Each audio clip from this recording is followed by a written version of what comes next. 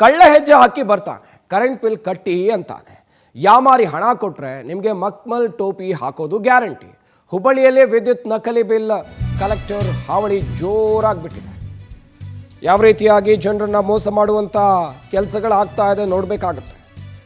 ಜನರನ್ನ ಯಾಮಾರಿಸುವಂಥ ಕೆಲಸ. ಹುಬ್ಬಳ್ಳಿಯಲ್ಲಿ ವಿದ್ಯುತ್ ನಕಲಿ ಬಿಲ್ ಕಲೆಕ್ಟರ್ ಹಾವಳಿ ಜೋರಾಗಿದೆ. ಮನೆ ಮನೆಗೆ ಹೋಗಿ 1000-2000 ರೂಪಾಯಿಯನ್ನ ಈ ಭೂಪ ಪಡೆದಿದ್ದಾನೆ. ಬಿಲ್ ಕೇಳಿದರೆ ನಾಳೆ ಕೊಡ್ತೀನಿ ಅಂತ ಈತ ಹೋಗ್ತಾ ಇದ್ದೆ. ಅನುಮಾನ ಬಂದು ಪೊಲೀಸರು ಮತ್ತು ಹೆಸ್ಕಾಂಗೆ ಜನ ದೂರನ್ನು ಕೊಟ್ಟಿದ್ದಾರೆ. ಪೊಲೀಸರು ಮತ್ತು ಹೆಸ್ಕಾಂ ಅಧಿಕಾರಿಗಳು ಬರ್ತಾ ಇದ್ದಂತೆ ಕಕ್ಕಾಬಿಕ್ಕಿಯಾಗಿದ್ದಾನೆ. ವಶಕ್ಕೆ ಪಡೆದು ವಿಚಾರಣೆ ಮಾಡಿದಾಗ ಈತನ ಅಸಲಿ ಬಂಡವಾಳ ಎಲ್ಲವೂ ಕೂಡ ಬಯಲಾಗಿದೆ. ಹುಬ್ಬಳ್ಳಿ ಪೊಲೀಸರು ವಿಚಾರಣೆ ಮಾಡಿದಾಗ ಗೊತ್ತಾಗಿದೆ ಈತ ಬಿಲ್ ಕಲೆಕ್ಟರ್ ಅಲ್ಲ ಅಂತೇಳಿ. ಸುಮ್ಮನೆ ಬರ್ತಿದ್ದ ಮನೆ ಹತ್ತಿರ, ಕರೆಂಟ್ ಬಿಲ್ ಕಟ್ಟಿ ಅಂತ ಹೇಳ್ತಾ ಇದ್ದ. ಕೆಲವೊಂದಿಷ್ಟು ಜನ ಅಮಾಯಕರು ಇರ್ತಾರೆ, ಓ ಇಲ್ಲೇ ಮನೆ ಬಾಗಿಲಿಗೆ ಬಂದಿದ್ದಾರಲ್ಲ, ಕರೆಂಟ್ ಬಿಲ್ ಇಲ್ಲೇ ಕಟ್ಬಿಡೋಣ ಅಂತೇಳಿ ಈತನಿಗೆ ಹಣ ಕೊಡ್ತಾ ಇದ್ರು. 1500 ರೂಪಾಯಿ ಹೀಗೆ ಮನೆಗೆ ಕರೆಂಟ್ ಬಿಲ್ ಎಷ್ಟು ಬಂದಿದೆ ಎಲ್ಲವನ್ನ ಈತನ ಕೈ ಕೊಡ್ತಾ. ಬಿಲ್ ಕೇಳಿದ್ರೆ ಕೊಡ್ತಾ ಇರಲಿಲ್ಲ. ನಾಳೆ ಬಂದು ಕೊಡ್ತೀನಿ ಅಂತಿದ್ದ ಈತ. ಅಲ್ಲೇ ಒಬ್ಬರ ಕಡೆ ಒಂದು ಸಂದೇಳಿ ಆಮೇಲೆ ಮನೆ ಒಳಗೆ ಹೋಗ್ಬಿಟ್ಟಾನ್ರಿ. ಅಲ್ಲೇ ನಮ್ಮನೆ ಬಂದ್ರಿ ಬಿಲ್ ಕೊಡ ಅಂದಾರಿ. ಬಿಲ್ ಅಂದ್ಕೊಂಡು ಕೇಳಿ ಕೆಲಸ ಮಾಡ್ತೀರಿ. ಕೇವಲ ನಿಮ್ಮ ಹೆಸರು ಏನಂದ್ಕೊಳ್ಳ ಶಿವರಾಜ್ ಅಂತ ಬರ್ಕೋ ಅಂತ ಹೇಳ್ತಾನ್ರಿ ನಮಗೆ. ಶಿವರಾಜ್ ಅಂದ್ರಿ ಆಯ್ತು ಬರ್ರಿ ಎನ್ಕ್ವೈರಿ ಮಾಡೋಣ ಬರ್ರಿ. ಅಲ್ಲಿ ಕೇಬೇರು ಬಂದಾರಿ ಸರ್. ಅವ್ರ 3 ತಿಂಗಳು ಸೆಕ್ಷನ್ ಆಫೀಸರ್ ಏನ್ ಮಾಡ್ಬಿಟ್ಟ ಅಂದ್ರೆ ನಮ್ಮ ಮನೆಗೆ ಬಂದ ತಕ್ಷಣ ಏನಂದ ಕರೆಂಟ್ ಬಿಲ್ ಕೊಡ ಅಂದ. ಕೊಡ್ತೀನಿ ಬರ್ರಿ ಅಂದ ತಕ್ಷಣ ಕರೆಂಟ್ ಬಿಲ್ ಕಟ್ಟಿಲ್ಲ ನೀವು ರೊಕ್ಕ ಕೊಟ್ರಿ ಅಂದ ನಮಗೆ.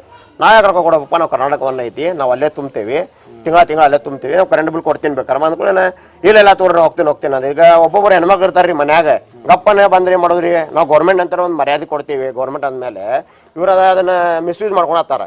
ಕುಡಿ ಆಸೆಗೆ ಒಂದು 2-3 ತಿಂಗಳು ಅಂತ ಹೆಣ್ಮಕ್ಳ ಕಡೆ ಹೋಗಿ 1000 ರೂಪಾಯಿ ಕೊಡು, 2000 ರೂಪಾಯಿ ಕೊಡು, ಮೀಟರ್ ಹಾಕ್ಸಿ ಕೊಡ್ತೀನಿ, ನಿಮ್ಗೆ ಅಡ್ಡಾಡಕ್ ಆಗೋದಿಲ್ಲ ಅಂತ ಹಿಂಗೆಲ್ಲ ಹೆಣ್ಮಕ್ಳ ಕಡೆ ರೊಕ್ಕ ದೋಚಿದ್ರೆ ಏನ್ ಮಾಡ್ಬೇಕ್ರಿ?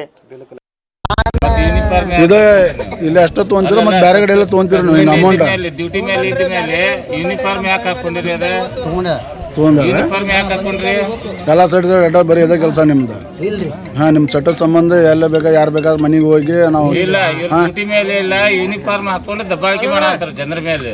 ಸರ ಈಗ ಸಿಗಬೇಕಂತ ಕಾರಣ ನಾನು ನೀವು, ಯಾಕಂದ್ರೆ ನಮ್ಮನೆ ಹೋಗಿದ್ದ ಒಳಗೆ ಹೆಂಗೆ ಬಂದು ಬಂದು ಕೇಳಿದಾನ. ಇಲ್ಲ ಬಿಲ್ ಕಟ್ಟಿಲ್ಲ ನೀವು ಅಂತ. ಬಿಲ್ ತೆಗೆದ ನಾನು ಅಂತಂದವ್ರು ವಾಟ್ಸಪ್ನಾಗ ತುಂಬ್ತೇನೆ. ಹಾಂ ಅಂದ್ಕೂಳೆ ನಾನು ಸೀದಾ ಹೋದ ಇವ, ನಿನ್ನ ಕಡೆ ಏನೈತಿ ತೋರಿಸು, ಬಿಲ್ ಕಟ್ಟಿಲ್ಲ ಅಂದ್ರೆ ಏನೈತಿ ತೋರಿಸು, ಮೀಟ್ರ್ ಆಯಿತು, ಇದು ಬುಕ್ ಆಯಿತು, ನೀನು ತೋರಿಸಂತ ಕೇಳಿದೆ. ಎಸ್, ಈ ಬಗ್ಗೆ ಇನ್ನಷ್ಟು ಮಾಹಿತಿಯನ್ನು ಕೊಡ್ತಾರೆ ನಮ್ಮ ಹುಬ್ಬಳ್ಳಿಯ ಪ್ರತಿನಿಧಿ ರವಿಕುಮಾರ್ ಉಳ್ಳಾಗಡ್ಡಿ. ದೂರವಾಣಿ ಸಂಪರ್ಕದಲ್ಲಿ ಜಾಯ್ನ್ ಆಗ್ತಾ ಇದ್ದಾರೆ. ರವಿಕುಮಾರ್, ಗಮನಿಸ್ತಾ ಇದ್ವಿ, ಈ ವ್ಯಕ್ತಿ ಎಷ್ಟು ಜನಕ್ಕೆ ಮೋಸ ಮಾಡಿದ, ಈತನ ವಂಚನೆ ಹೇಗೆ ಬೆಳಕಿಗೆ ಬಂತು?